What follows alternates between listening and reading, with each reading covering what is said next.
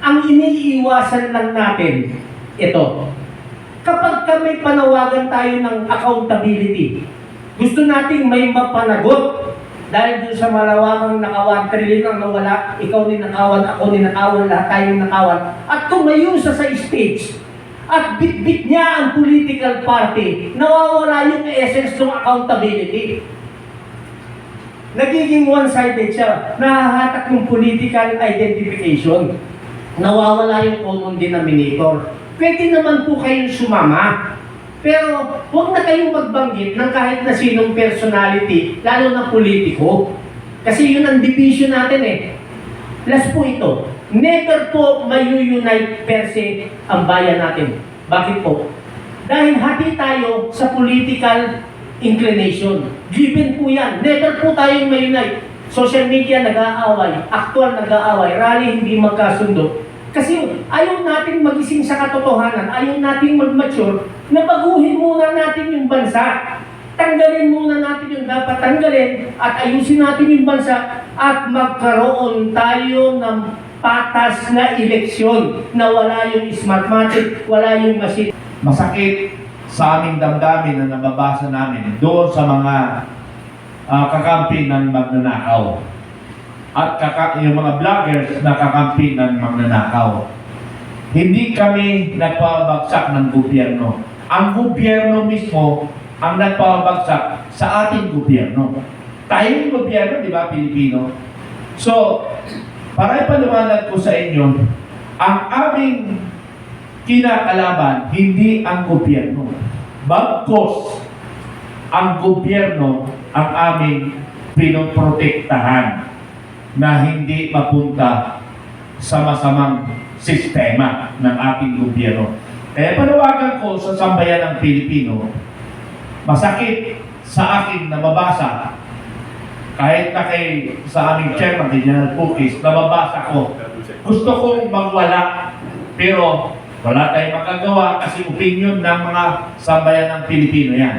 Pero gusto ko lang iparating sa lahat ng Pilipino na kaming United People's Initiative, nag-inisyatibo kami para mamamagitan sa dalawang partido na naglaban-laban, nag-away-away. Ngunit ang mga kababayan natin Pilipino ang nagsasakripisyo dahil sa politika. Doon po sir sa, if ever po sir kasi bukas wala di po ba?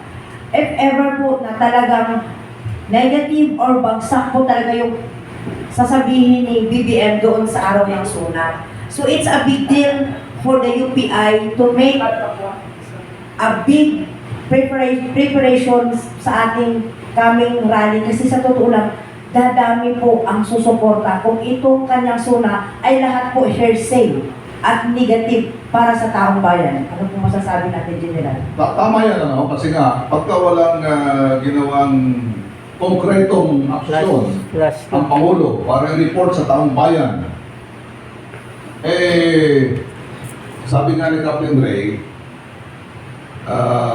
lalong titindi yung galit ng taong bayan. Kaya dapat magpakita talaga ang Pangulo, hindi lamang yung mga gandang salita dyan, mga gandang English, mga motherhood statement, kundi sa mga konkretong bagay na mapatunayan o gagawin na talagang itong sinisigaw natin noon pa ay mapanagot itong mga involved sa mga katiwalian na ito sa ating bayan. Dagdagan ko lang, para sa kaalaman ng lahat, hindi po UPI per se kami ang nagdi-decide ng bawat rally. Kapag mayroong overwhelming na suggestion yung nakakarami na natatanggap namin, that is the time nagmi-meeting kami at nagpaplano tayo na mag-conduct ng rally. So balikan ko yung tanong mo, kapatid, sister, na kung maging, ilagay na natin sa layman's term, maging palpak yung kanyang SONA, palagay namin, mas marami magme-message sa amin para mag-conduct ng rally. Sigurado yan. At announce na rin namin na hindi po sarado sa isang sektor lang bawat rally ng UPI. Open po ito lahat ng religious sector. Ino-open po namin. Lahat ng mga group para ino-open po namin yan. Hindi lang po sa isang political side, both side. Kasi bakit? Balikan ko ulit yung sinabi ni Colonel John Galang. Lahat tayo ninakawan. Eh kung may liberal dyan na gustong sumigaw ng accountability at galit na galit sa mga nagnakaw, alam mo naman pigilan natin silang manawagan at sumama sa atin dahil sasabihin natin, huwag ka, dilawan ka. May common denominator tayo eh. Ganon rin yung sinasabi natin sa ibang mga parallel group. Ang iniiwasan lang natin, ito, kapag ka may panawagan tayo ng accountability, gusto nating may mapanagot dahil doon sa malawakang nakawan, trillion ang nawala, ikaw ninakawan, ako ninakawan, lahat tayong nakawan, at tumayo siya sa stage, at bit-bit niya ang political party, nawawala yung essence ng accountability. Nagiging one-sided siya, nahahatak yung political identification, nawawala yung common denominator. Pwede naman po kayong sumama, pero huwag na kayong magbanggit ng kahit na sinong personality, lalo na politiko. Kasi yun ang division natin eh. Last po ito, never po mayu-unite per se ang bayan natin. Bakit po? Dahil hati tayo sa political inclination. Given po yan. Never po tayong may-unite. Social media nag-aaway, actual nag-aaway, rally hindi magkasundo. Kasi ayaw natin magising sa katotohanan, ayaw natin mag-mature, na baguhin muna natin yung bansa. Tanggalin muna natin yung dapat tanggalin at ayusin natin yung bansa at magkaroon tayo ng patas na eleksyon na wala yung smartmatic, wala yung machine patas. At doon tayo magsimula. Kung manalo yung kalaban, okay, nanalo siya sa bilang na gusto niyang makuha. So yun ang gusto natin iparating. Hindi po sarado kahit sa political party. Basta pag nagsalita kayo sa stage, ibaba niyo muna yung political inclination niyo at tumutok tayo dun sa issue. Kaya po ang People's Initiative, mapapansin niyo, kayo na po ang humusga. Gadaralin natin, paparami tayo ng paparami. Naging nationwide na tayo. Meron tayong Visayas, Mindanao. At ako nagpapasalamat personally dun sa kabuuan ng UPI leadership sa Mindanao. 6 na regions meron tayo sa Mindanao, lahat yan may coordinator tayo at napakaganda ng coordination. Bakit? Lahat involved. Merong silent na mga current incumbent ng mga politiko, silent sila, sumusuporta sa atin. Di man sila lumulutang pero nakasuporta sa atin. Nandiyan yung mga MILF camps natin, mga MNLF camps natin na naniniwala doon sa ating pinapakipaglaban na accountability matapos na yung malawakang korupsyon. So, sana po maunawaan ito ng lahat. Huwag po kayong magdamdam kay Mark, huwag kayong magdamdam kay Colonel Metran. Kapag may rally tayo na ini-screen nila, bawat pumasok at gustong magsalita, dahil may sinusunod po tayong guidelines galing kay sa ating chairman na kailangan masunod natin para hindi sabog yung ating panawagan. So, ayaw natin na mangyari. Kaya pala nag-rally ang UPI, ay baka DDS yan. Eh, ba't pa nila sinama itong mga dilawan yan eh? Sumama pa yung mga yan. Wala pong ganun sa UPI. Ang nilalagay natin sa tamang perspektibo siya, na mauna muna yung common denominator natin, na maisulong siya at maisakatuparan natin para manalo tayo sa laban. Kung walang tanong, eh... Meron pa, last na lang, sir. Last pahabol. Hello. So, ang usapan magpaparami, no? So, ito kasi galing ako ng Mindanao, no? At nag-attend ako ng rally ng UBGP last month. So, bilang kayo, no, dating mga sundalo, so grabe yung naranasan namin pagpunta ng rally dahil libo-libo yung harang na ginawa ng mga kasundaluhan sa pupunta ng rally, no? So alhamdulillah nakarating din ako ng Cotabato at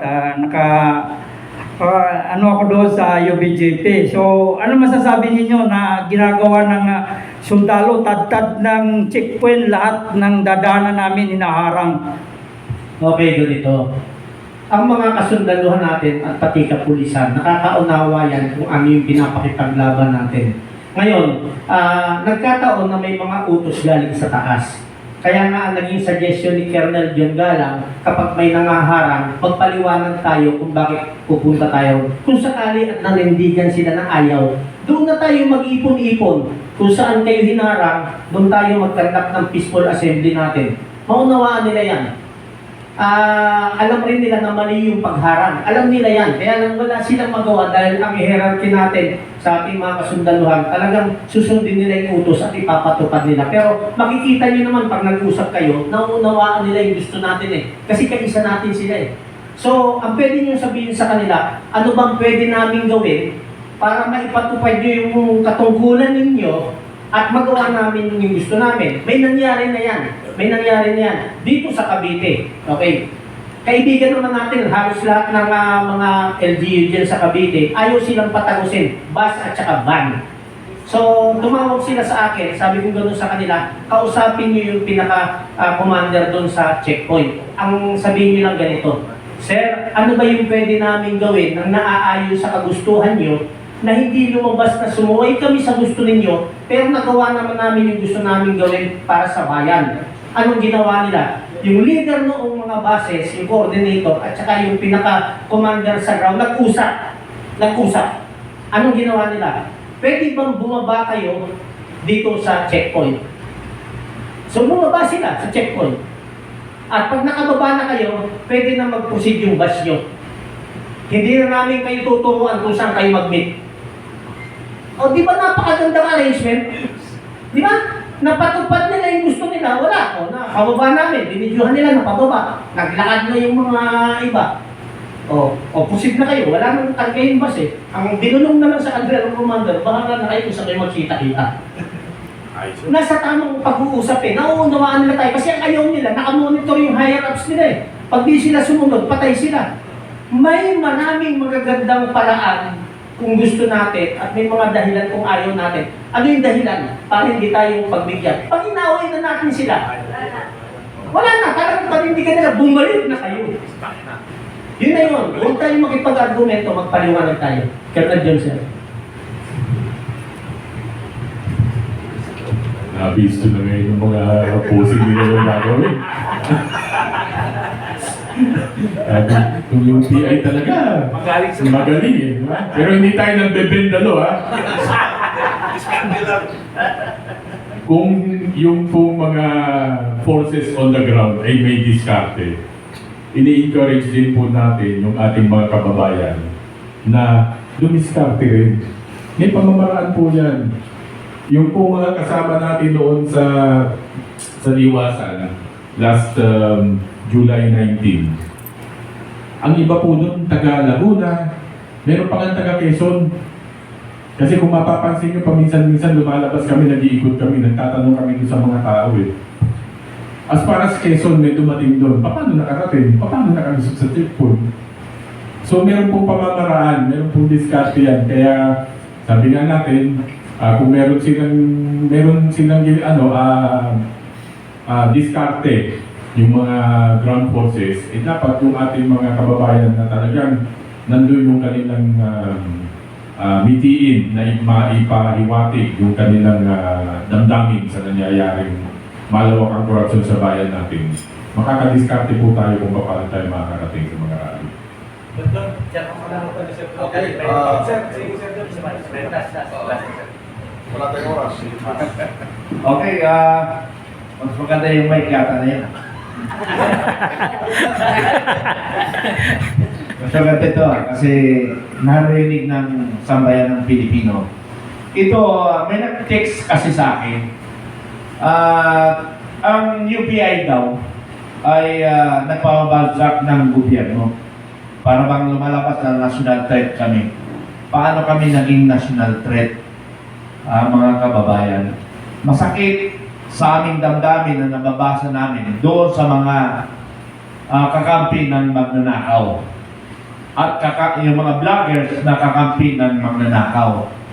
Hindi kami nagpabagsak ng gobyerno. Ang gobyerno mismo ang nagpabagsak sa ating gobyerno. Tayong gobyerno, di ba, Pilipino?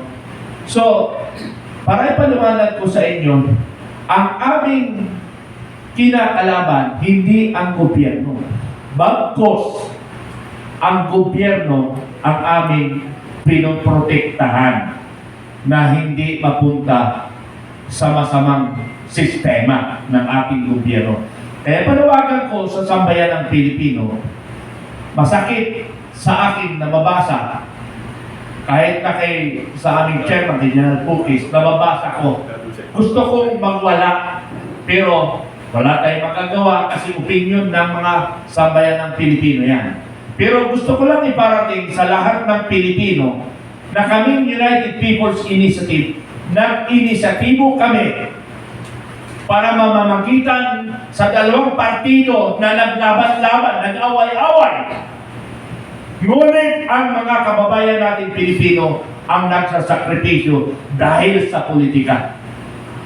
Ang aming kinakalaban dito, unang-una, mga magnanakaw sa gobyerno. Iyon ang aming pinaglalaban, kapalit ng aking buhay.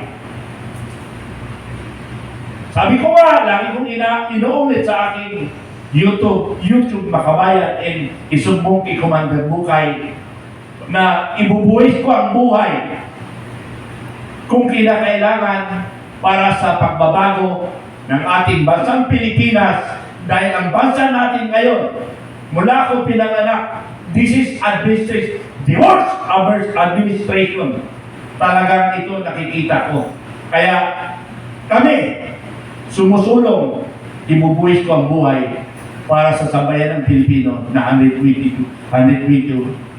million Pilipino. Ibubuhis natin ang buhay natin para sa pagbabago ng ating bansang Pilipinas. Okay, kailangan na natin tapusin to dahil may susunod pa activity dito. So muli mga kababayan, mga kasama sa social media, mainstream media, ang United People's Initiative po ay nagpapasalamat sa pagdalo niyo dito sa ating press conference. At inuulit ko po, ang United People's Initiative po ay nagsusulong ng mga kapasiya na sa isang mapayapa, legal na konstitusyon pamamaraan. Kaya itong dahilan natin, bakit natin kinansel ang ating People's Rally ngayong araw at saka sa ibang lugar, naliwasan sa ibang lugar dahil nga sa banta ng seguridad. At napatunayan nalaman natin na mayroong mga nagbabalak na guluhin ng ating mga rally dito sa Manila. Kaya kinansel po muna natin. Pero makakaasa po kayo na ipagpapatuloy po natin ang panawagan, ang pagpapahayag, ang rally na ito, hindi lamang po dito sa Metro Manila, kundi sa ibang lugar po ng Luzon, Visayas, Mindanao.